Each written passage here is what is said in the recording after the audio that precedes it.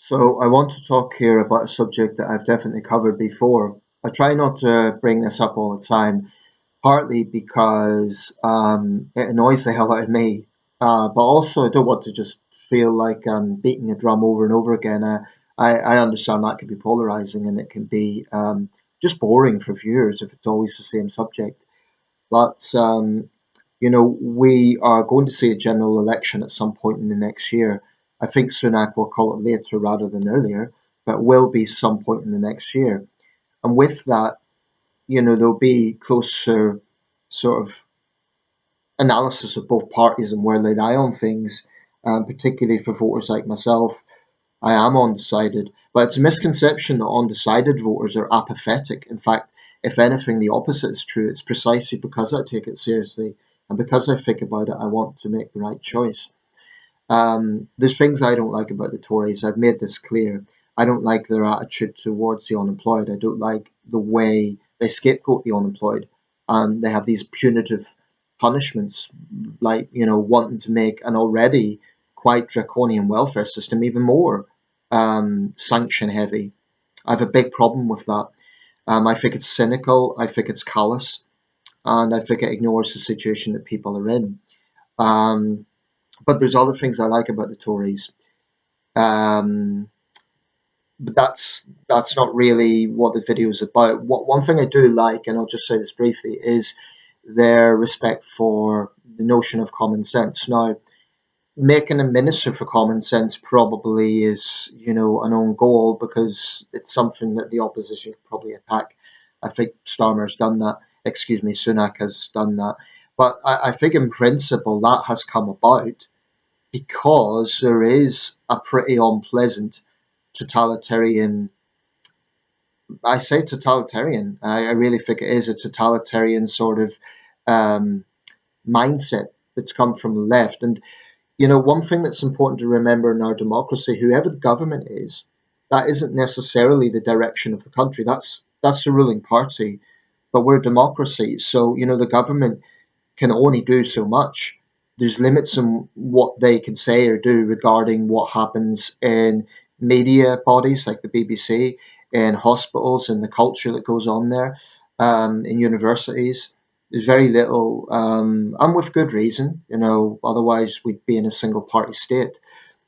Um, but nevertheless, I will be looking closely at where Labour is going, because I think that Starmer has definitely showed a tendency to pander to woke ideology in the past. I mean, he took the knee for Black Lives Matter. I think that was misguided. Now, Starmer, I don't actually think Starmer is a stupid man. I think he's quite smart. He's smart enough to have detoxified his party from the image of Corbynism, and particularly that far left worldview. And he, to his credit, he tackled the anti Semitism issue quickly. But I do think Starmer is woke. And it's interesting because in recent months, they've been distancing themselves a bit from that. You read between the lines, Starmer, Reeves, other frontbench Labour figures, they've been kind of bread and butter issues. And that's good. That's important. But, it's the nature of politics that politicians maneuver according to the zeitgeist of the moment. And I can't forget that Starmer has pandered to wokeism. And I will be looking at things, for example, what will their attitude be to trans issues in terms of are they going to criminalise using the wrong pronoun, for example? And are we going to see a situation where if people are not happy with denying biological reality, they're going to be criminally liable? Now, to be clear on this point, I don't think people should be unpleasant. I wouldn't advocate, for example, going up to a trans person and mocking them or using a pronoun different from what they want just to be, provocative for the sake of it. Where I draw the line, though, is insisting that biology doesn't matter or trying to basically change definitions like what is a woman. Um, and this is already happening. If we look at hospitals, you're seeing a situation, for example, where instead of saying expectant mothers, it's expectant people. Or instead of, you know, breastfeeding, it's chest feeding humans or whatever other rubbish that is cooked up. This is comes directly to woke ideology. It's things like that I'll be looking carefully at where Labour lies. Now, when it comes to voting for a political party, you're never going to be happy with everything. But this is the one big thing. Um, I mean, crime. Okay, I would say the Tories are probably naturally more likely to be hardline on crime, but the record is far from great. There's still a lot of things in the criminal justice system that can improve. I'm deeply frustrated with the whole system in that regard. The Tories have made marginal improvements, but not enough. That's why I'm not sort of saying like, oh well, that's my big fear with Labour, because I don't think it'll be that different. I mean, they're not going to overturn anything the Tories have brought in terms of, for example, televising verdicts or giving victims more say in parole hearings. That would be very foolish of Labour to do that. It would be wrong, morally wrong, but it would also be foolish electorally. So they're not going to do that. It's just a case of do more. I want to see tougher sentences. And traditionally the left has been deemed to be softer on crime than the right. So yeah, that issue is it's something I feel strongly about, but I honestly think that's a problem in the system as a whole, regardless of who's in power. One issue that is a party dividing line is the issue of woke ideology. Now, this is irrefutable. The Tories focus on meritocracy, and this is something I like about them. You know, when Sunak had that reshuffle a while back, there was murmurings from the usual left-wing pundits on the BBC. Oh, why is there no women in the great offices of state? Because at this particular moment, it's all men, right? But that's not a case of regressing. That just happens to be at this moment. We've had many women in positions of power and prominent positions.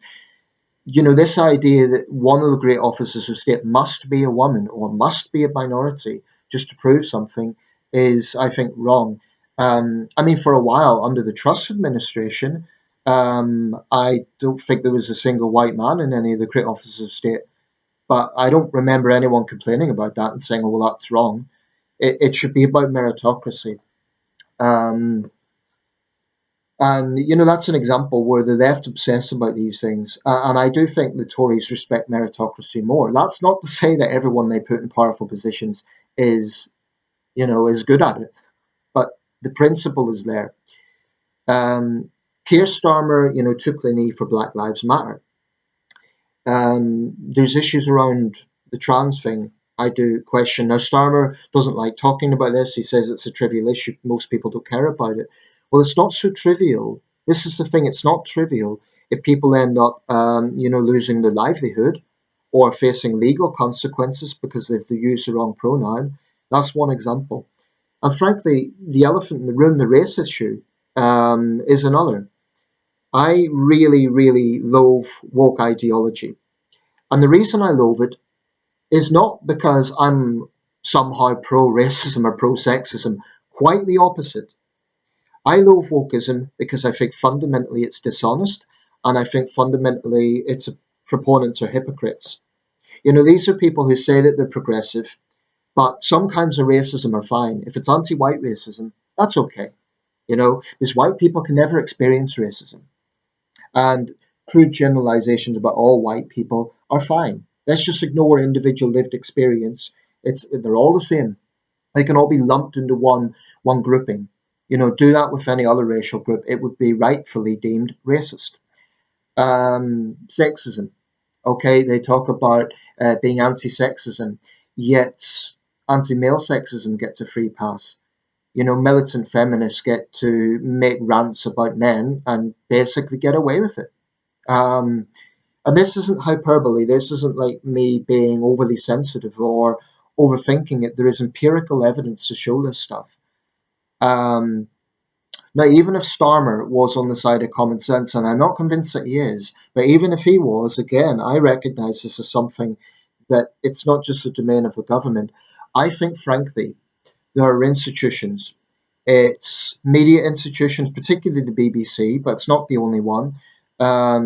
Hospitals, universities for sure, even police forces.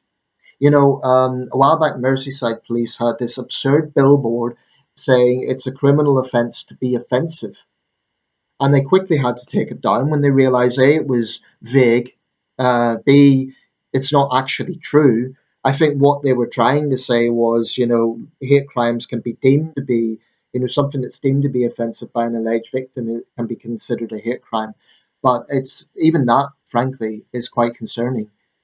I mean, I'm basically, when it comes to that sort of thing, I'm on the side of common sense.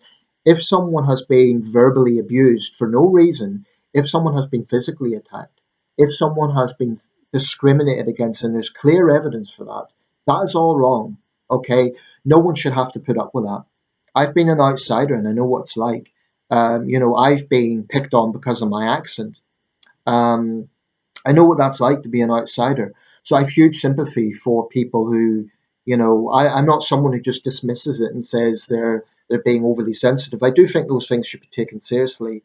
Um, and this is where I think sometimes the right kind of score no own goal, because I think wokeism should be attacked for its hypocrisy and its controlling nature. But sometimes the right don't help themselves when they say things like "don't be a snowflake," and you know, things like mental health and bullying are not trivial issues. So that's kind of where the right can kind of give them ammo. But again, it's hypocrisy because, talking about compassion, yet hounding people, vilifying them. And, God help anyone who's been accused of racism and they're white, because they'll be crucified, metaphorically speaking. If they are in showbiz, they will find it hard to get work. This is not an exaggeration.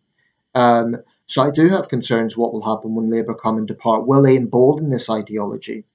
And here's the thing, I think the vast majority of the British public don't endorse it. But this doesn't mean the vast majority of the British public are kind of these reactionary, hardline conservatives. Most people are just on the side of common sense. And this includes, probably the majority of minority people and LGBT people. I just think most people want to be treated with respect. Um, I think where there are issues, for example, if there's areas that are disproportionately affecting black people, of course that has to be addressed. But I don't think you address something by then attacking another group and by polarizing people that way.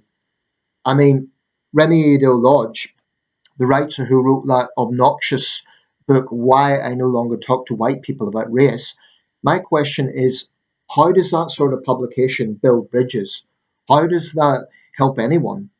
All that does, I mean, sure, the likes of Emma Watson and other woke virtue signalers will lap it up because they like flagellating themselves. I'm white and I will bow my head in shame. It's pathetic. It is utterly pathetic. But to me, something like that, I mean, this was a bestseller, but the question really is it a bestseller because it was genuinely popular, or and I don't want to sound like a conspiracy theorist, but is there actually something going on whereby publishers are wanting to show themselves as more progressive, so they're deliberately publishing titles like that? They may not be genuinely popular, but they're kind of being pushed through the system. I wouldn't at all be surprised if that's happening. Because I mean, they say don't judge a book by its cover, but when you're literally saying, if you are a Caucasian, you can't read my book, then you're literally saying, I don't want any dialogue. I don't want to talk to you. And, maybe the book itself is more moderate, but already she's polarizing people with that.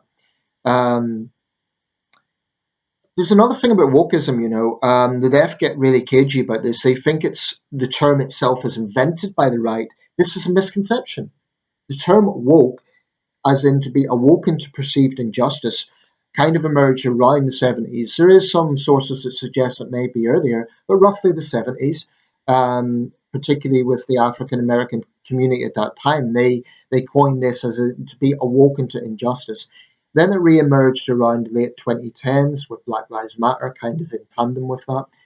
And now we're in this bizarre situation where the right and centrists like myself criticize it for all the reasons I've stated, for its intolerance, for its hypocrisy, and yet left get cagey, but it's an ideological term.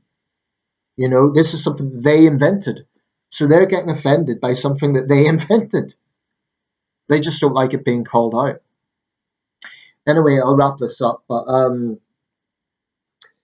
it is something I have a big problem with because I think, in my experience, woke people, some of them I think probably are a little naive and they're motivated for the right reasons. I'm not going to say they're all far left control freaks, but I do think that there is a pretty horrible, obnoxious, unpleasant, nasty, vindictive streak to this ideology.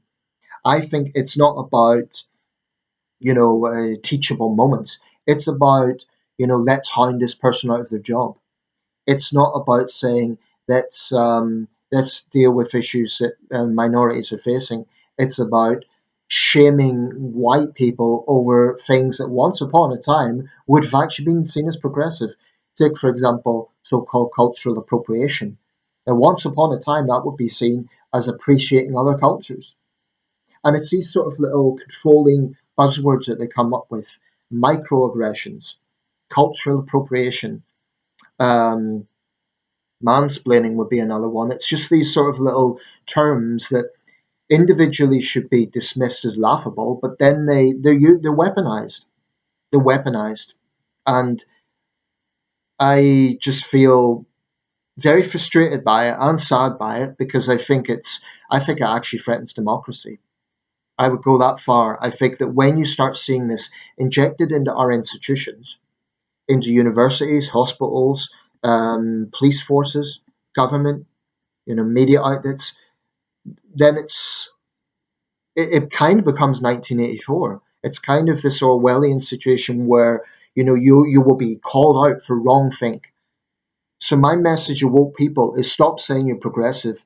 If if you're saying that you're anti-racism, then be against all racism. Don't say anti-white racism is okay and masquerade it as saying you're talking about white privilege, so called. Let me tell you something. I have seen some serious white poverty. So this notion of privilege, just tagging someone with this label, ignoring their lived experience, is utterly wrong. Um, Saying that you are against misogyny but you're fine with misandry, it's just the insufferable double standards that they constantly promote. I don't think woke people are nice people. I think they're controlling. I think they're obnoxious. And for all the talk about being anti-bullying, they're bullies themselves. They will vilify people. They will hound people out of their jobs. They're not above mob action.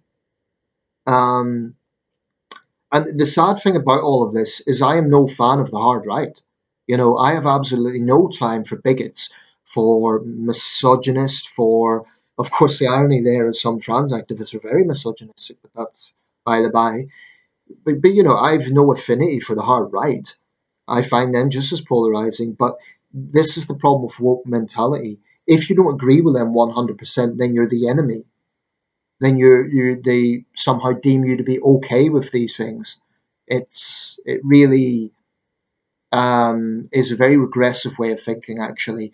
So I'll be looking at Labour closely. Labour is almost certainly going to win the next general election. I do have a concern that Starmer and his government might well bring in some legislation that is coupled with woke ideology, and that is a very toxic mix. Because we will see a situation where people will potentially be breaking the law if they use the wrong pronoun. And, we have a situation where my truth somehow equates to the truth, and they're not necessarily the same thing.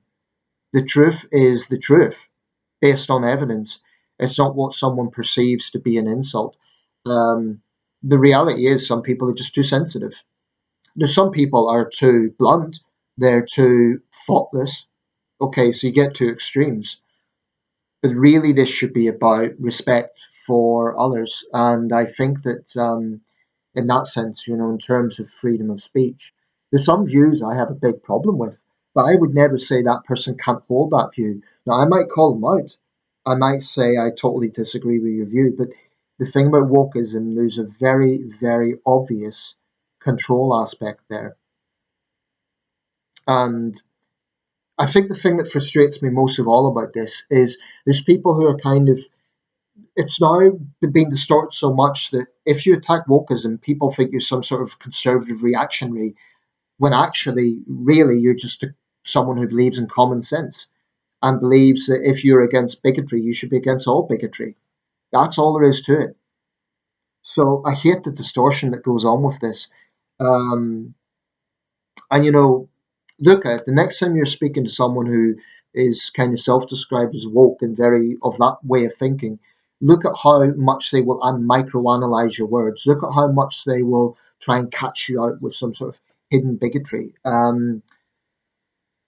There's a really unpleasant aspect to their way of thinking, and it's extremely intolerant. That's my take on it. Never apologize, for example, for things beyond my control. I will never apologize for being white, for being a man, for being a straight man. That doesn't mean I'm proud of those things because they're not here or there. That it's not something I'm proud of, but I'm sure as hell not ashamed of them either. And this is what wokes want. They want someone like me who is, let's face it, a white straight man. I'm enemy number one. A white straight man that doesn't play by their book. There are white straight men who pander to them and tell them what they want to hear, and they virtue signal, and those guys can believe what they want. What they can't do is kind of expect others to self-flagellate the way they do. I'm not going to do it. I will only feel guilty for things that I've done wrong. And like everyone, I make mistakes. There's times I do things I shouldn't have done. But I am not going to apologize for things beyond my control. That is absurd. And this is what wokes demand. They expect white people in general to feel guilt, and they expect white men in particular to feel guilt. It isn't going to happen. Let me know your thoughts.